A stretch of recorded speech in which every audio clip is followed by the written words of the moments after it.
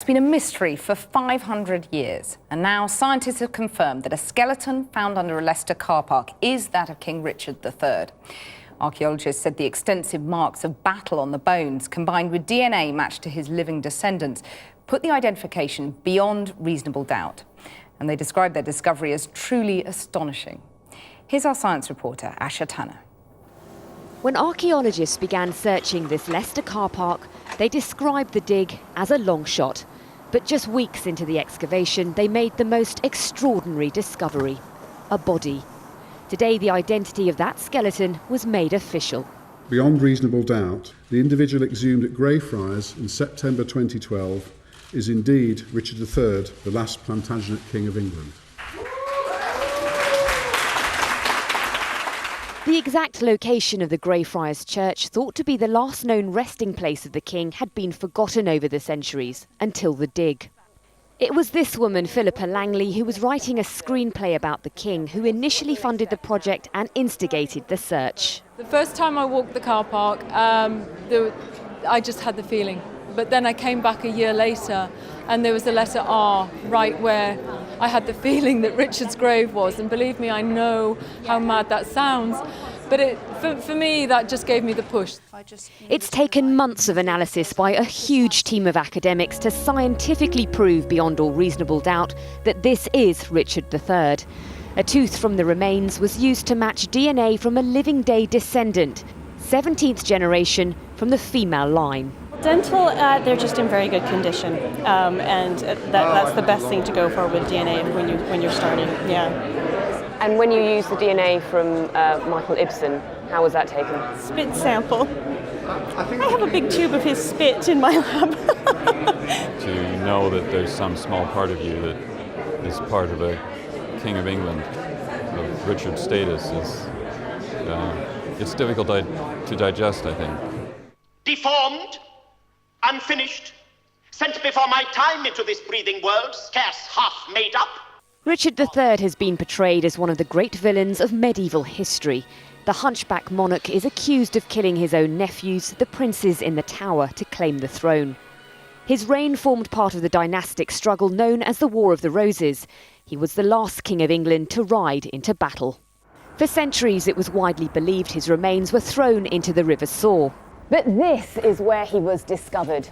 His well-preserved skeleton was buried without a coffin or a shroud. A combination of markings on the bones and genetic analysis proved what the experts had hoped for. They suggest the king was tied when he was buried, was in his late 30s and had an unusually slender frame. The curve to his spine is believed to have formed after birth. History records that Richard suffered a bloody death on the battlefield, and a CT scan reveals there were 10 wounds to the skeleton and potentially fatal injuries to his head. His naked body was hastily buried without pomp and ceremony.